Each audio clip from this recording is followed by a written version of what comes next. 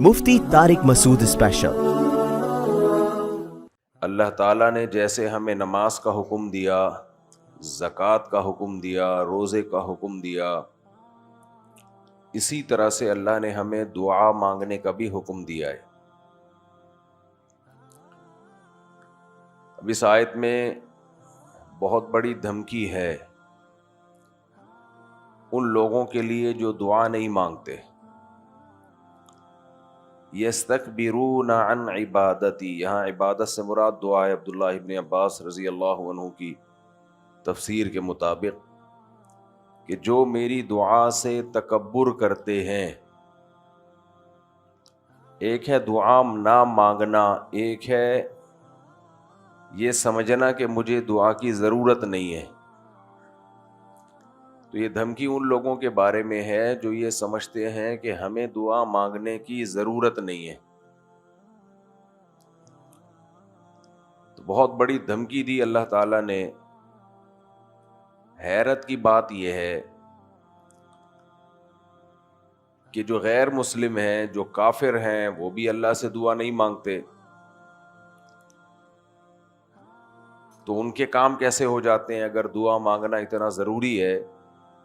تو جو لوگ دعا نہیں مانگتے، ہم بہت دفعہ دیکھتے ہیں کہ ان کے کام بن جاتے ہیں،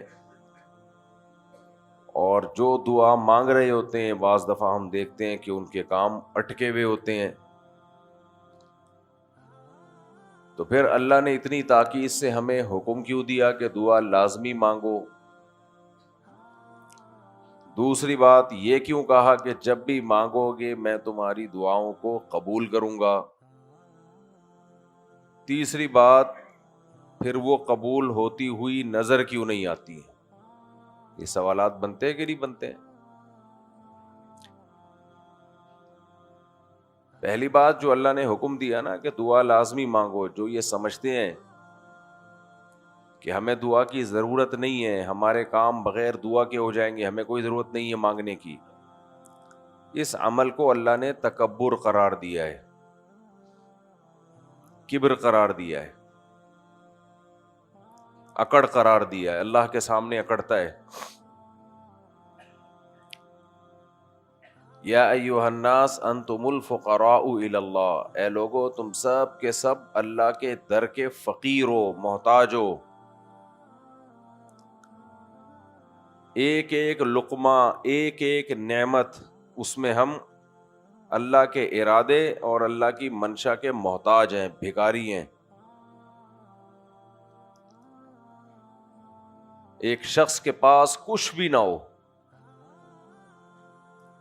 اسے کھانا بھی کوئی دے کے جاتا ہو، پانی بھی کوئی دے کے جاتا ہو، بستر کا بھی کوئی انتظام کرتا ہو، کسی صحرا میں اکیلا پڑا ہوا ہو اور ساری چیزیں اس کو دی جا رہی ہوں، اور وہ یہ کہے کہ مجھے کسی کی ضرورت نہیں ہے، تو اس سے غصہ کسی کو نہیں آئے گا، صرف اس کو آئے گا جو یہ ساری چیزیں آپ کو مہیا کر رہا ہے، اس کو بہت غصہ آئے گا۔ پھر وہ اسی وقت ساری چیزیں آپ سے چھین لے گا،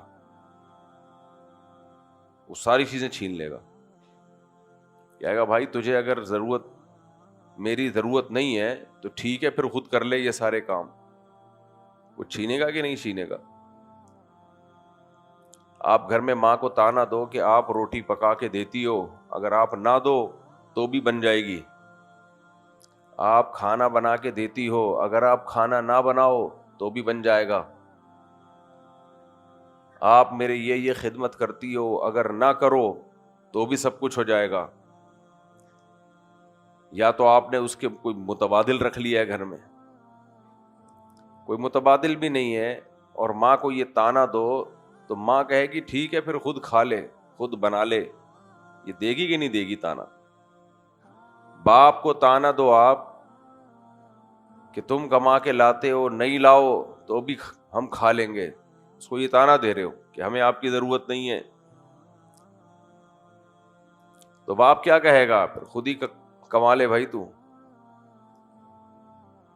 جب بھی کسی کے سامنے ناشکری کی جاتی ہے. جب بھی یہ کہا جاتا ہے کہ ہمیں آپ کی ضرورت نہیں ہے تو سامنے والا غیرت مند ہو تو وہ اپنا ہاتھ روک لیتا ہے.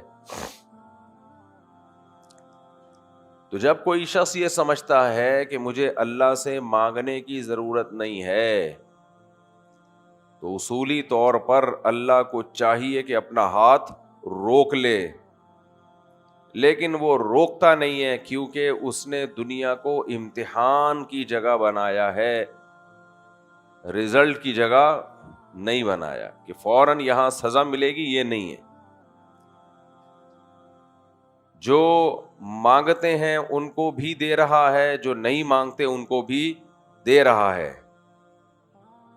لیکن اس نے دھمکی دے دی ہے ان الذین یستکبرون عن عبادتی، جو مجھ سے مانگنے سے تکبر کرتے ہیں، سمجھتے ہیں کہ انہیں ضرورت نہیں ہے، تو انجام ان کا جہنم کی آگ ہے. کیوں؟ وہ کس کے سامنے اکڑ رہے ہیں؟ اللہ کے سامنے. تو اس لیے قرآن میں اللہ نے پیغمبروں کی دعاؤں کا بہت زیادہ تذکرہ کیا ہے. آج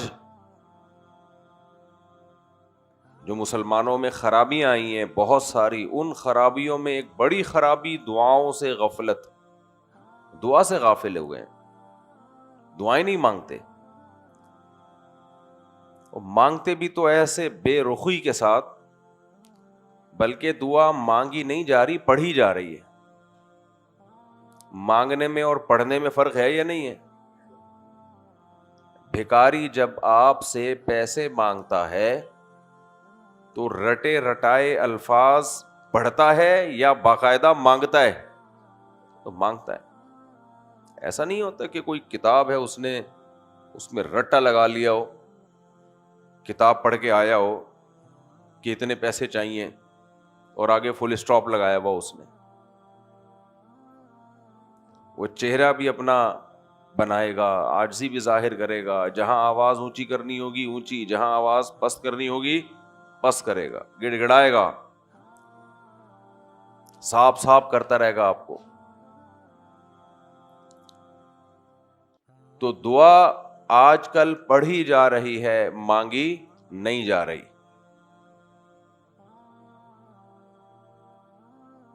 دوسری بات، اللہ تعالیٰ نے بہت ساری دعاؤں کا قرآن میں ذکر کیا ہے. ہاں، میں پہلے ہی عرض کر رہا تھا کہ دعاؤں کی عادت چھوٹ گئی، اور جو دعائیں مانگی جا رہی ہیں وہ بھی مانگی نہیں بلکہ پڑھی جا رہی ہیں. اور دعاؤں کا آلٹرنیٹ جو لوگوں نے بنا لیا ہے وہ تعویذ، گنڈے اور وظیفے. ٹیلی ویژن پہ کوئی مولانا صاحب جا کے بیٹھ جائیں، بیٹھے ہوئے ہیں، بلکہ فون آئے گا، جی یہ مسئلہ گھر میں چل رہا ہے، کوئی وظیفہ بتا دیں، چلو جی یہ وظیفہ، یہ مسئلہ چل رہا ہے، وظیفہ بتا دیں، یہ دوسرا وظیفہ. پتہ نہیں بیٹھ کے کہاں سے نکال رہے ہوتے ہیں یار. کوئی فیکٹری ہے، کوئی کہاں سے لا رہے ہو تم؟ کوئی پوچھنے والا نہیں ہے. میرے سر پہ بال نہیں اگ رہے، یہ وظیفہ. اب تو سنا ہے میٹر ویٹر پہ بھی آ گیا وظیفہ کہ بجلی زیادہ بن رہی ہے تو تھوک لگائیں. سنا ہے. کیا مذہب کا تماشا بنا رہے ہو بھائی؟ ہم پیغمبروں کی تعلیمات دیکھتے ہیں. یونس علیہ الصلاۃ والسلام مچھلی کے پیٹ میں تھے، فنادا فی الظلمات، اللہ کو پکارا اندھیروں میں، دعا مانگی اللہ سے، لا الہ الا انت سبحانک، اے اللہ تیرا کوئی شریک نہیں، تو ہر عیب سے پاک ہے. کیا مطلب؟ مجھے جو سزا ملی ہے مچھلی کے پیٹ میں جانے کی، تو یہ تیرا قصور نہیں ہے، میرا قصور ہے، تو غلطیوں سے پاک ہے. انی کنت من الظالمین، ظلم مجھ سے ہوا ہے کہ تیری اجازت کے بغیر میں نے قوم کو چھوڑ دیا، غلطی مجھ سے ہوئی ہے.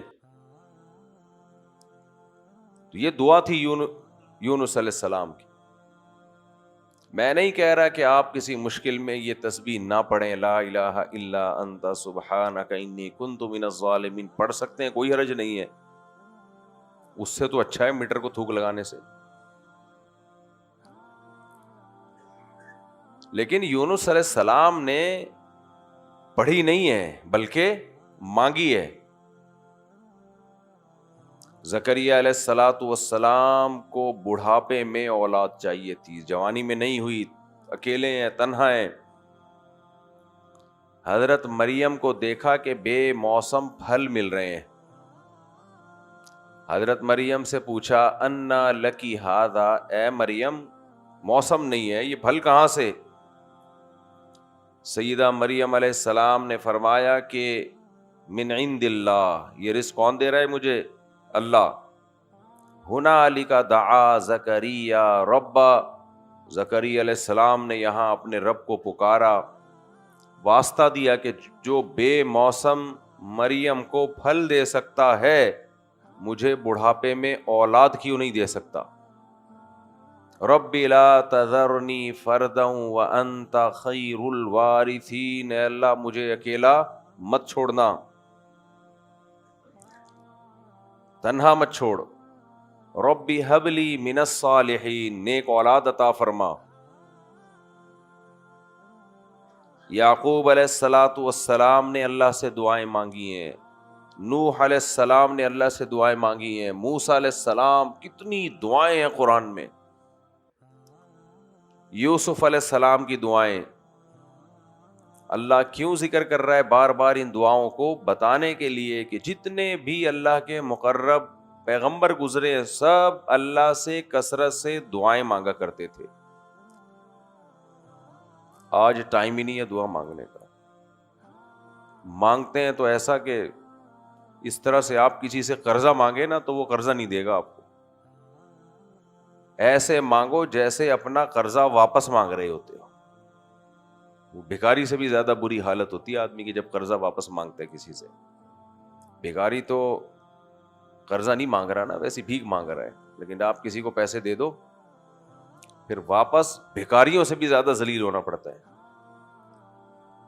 تو اگر ہمیں مانگنے کی پریکٹس نہ ہوتی نا, پھر ہم کہتے ہیں کہ اللہ سے کیسے مانگے. بھائی ہم تو IMF سے صبح شام مانگتے رہتے ہیں, پیسے لے کے کوئی بھاگ گیا اس سے اپنا قرضہ واپس مانگتے رہتے ہیں,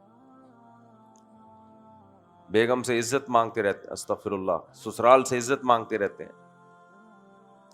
تو مانگنے کی تو ہمیں عادت ہے, جہاں مانگنا چاہیے وہاں نہیں مانگتے. دل ہی نہیں لگتا کہتے ہیں دعا میں. کوئی بات نہیں بھائی, اللہ نے ہمیں اس چیز کا پابند بنایا ہے جو ہمارے اختیار میں ہے. جو چیز ہمارے اختیار میں نہیں ہے اللہ نے ہمیں اس کا پابند نہیں بنایا. ایک بات بتاؤ, آپ کہیں ڈیوٹی کر رہے ہو, باس نے آپ کو کوئی کام دیا کہ جاؤ یہ چیک کیش کرا کے لے آؤ, آپ کہو میرا دل ہی نہیں لگ رہا, مزہ ہی نہیں آ رہا, باس چھوڑ دے گا آپ کو اس بیس پہ؟ بولے گا بھائی مزہ آئے یا نہ آئے یہ تیرا ہیڈیک ہے, مجھے کیا چاہیے؟ کام. آپ نے کوئی ملازم رکھا, صفائی کر دے بھائی تو گھر کی, روٹی بنا دے, کہہ رہا میرا دل نہیں لگ رہا, تو آپ کہو گے دل لگنا نہ لگنا تیرا ہیڈیک ہے, مجھے کیا چاہیے؟ کام. دل لگے بغیر کر دے. زیادہ کہے گا دل نہیں لگ رہا, آپ کہے گا کک آؤٹ, آپ کہو گے نکل بھائی یہاں سے, دوسرا لے کر آ کوئی بندہ. انسان کی طبیعت 24 گھنٹے ایک جیسی نہیں رہتی, کبھی کسی کام میں اس کو لطف آتا ہے, کبھی لطف نہیں آتا. باقی پوری دنیا میں یہ اصول بنایا ہوا ہے کہ فوکس کام کو کرنا ہے, دل کو فوکس نہیں کرنا. عبادت میں اس کو فوکس کیا ہوا ہے کہ دل لگ رہا ہے کہ نہیں لگ رہا, مزہ آ رہا ہے کہ نہیں آ رہا. بھائی اللہ نے جو ہمارے ذمے کام لگائے ہیں, مزہ آ رہا ہے نہیں آ رہا, فوکس کس کو کرنا ہے؟ بولو, کام کو. بلکہ جب دل نہ لگ رہا ہو تو اللہ اس کام کے اجر کو بڑھا دیتا ہے. سیٹھ نہیں بڑھاتا, ملازم کا دل نہیں لگ رہا, سیٹھ کہے گا نہیں کہ تیرا دل نہیں لگ رہا, آج کام کر رہا ہے ڈبل پیسے دوں گا. سیٹھ کرتا ہے ایسے؟ سیٹھ کام کو دیکھ کے پیسے دیتا ہے کہ کام کتنا ہے. اللہ یہ بھی دیکھتا ہے کہ کام میں اس کا چونکہ دل نہیں لگ رہا تھا, لہذا اس کے اجر کو بڑھا دو. ثواب سردی میں روزہ رکھنے کا بھی ہے, گرمی میں روزہ رکھنے کا ہے, کبھی ہے زیادہ کس کا ہے؟ گرمی کے روزے کا. سوید ابن غفلہ بہت جلیل قدر تابعی ہیں, گرمیوں میں روزے رکھتے تھے, زبان خشک ہو گئی تھی. جب موت کا وقت آیا تو رونے لگے. لوگوں نے پوچھا کیوں رو رہے ہیں؟ کہا کہ مجھ سے نماز اور روزہ چھوٹ رہا ہے. کیا چھوٹ رہا ہے؟ نماز اور روزہ. غالباً جابر بن عبداللہ رضی اللہ تعالیٰ عنہ کا بھی کی سیرت میں بھی اسی طرح ہے کہ موت کے وقت رو رہے تھے.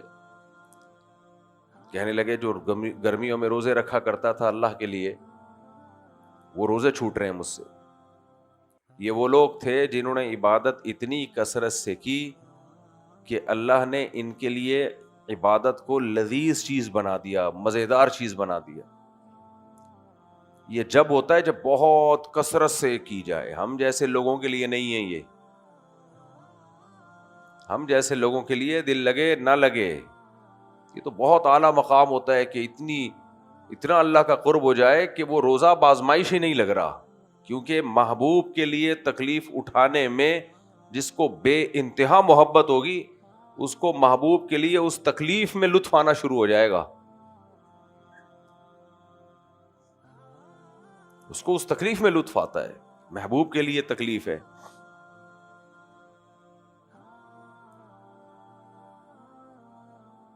آپ کو پتا ہو کہیں محبت ہو گئی اور پتا ہو کہ اس کی محبت میں میری پٹائی ہو رہی ہے,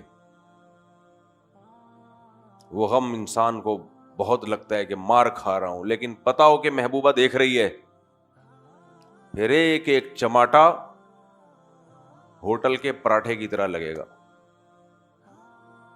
پھر مزہ آئے گا کہ چلو جس کے لیے پٹ رہے ہیں وہ ہمیں دیکھ رہا ہے, بشرطے کہ محبت ہو.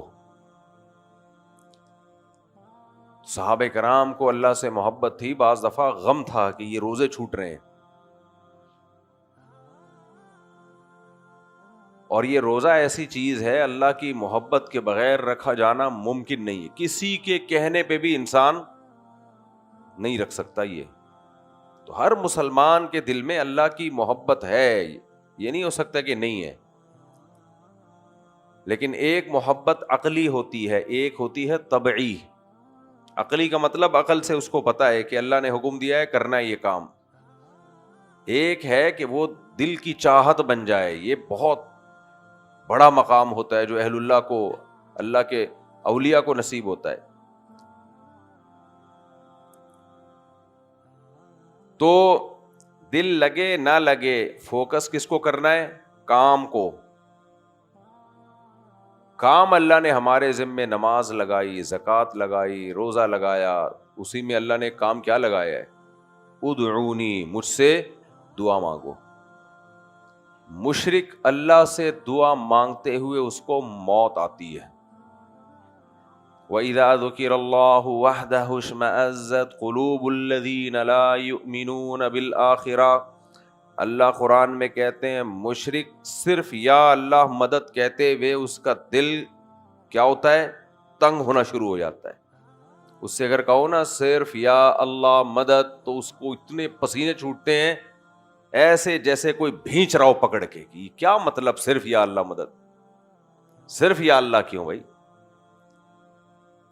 مشرک کہتا ہے یا اللہ بھی ہو اور یا رسول اللہ بھی ہو, یا علی مدد بھی ہو, یا فلاں مدد بھی ہو, یا فلاں مدد بھی ہو. اس کو صرف یا اللہ مدد کا نعرہ بالکل بھی پسند بولو نہیں ہے. جب اسے کہا جائے نا ایاک نعبد, ہم تیری ہی عبادت کرتے ہیں, وایاک نستعین, مدد صرف تجھ ہی سے طلب کرتے ہیں, تو بھی اسے کیا ہوتا ہے؟ موت آتی ہے. اس لیے وہ کبھی اس کا ترجمہ ہی نہیں کرے گا. مشرک کبھی ترجمہ نہیں کرے گا اس کا. اللہ نے یہاں جو رکھا ہے تیری ہی عبادت, تجھ ہی سے مدد, یہ ہی نہ ہوتا تو پھر شرک کا دروازہ کھل جاتا. تجھ سے مدد طلب کرتے ہیں, اوروں سے بھی کر رہے ہیں.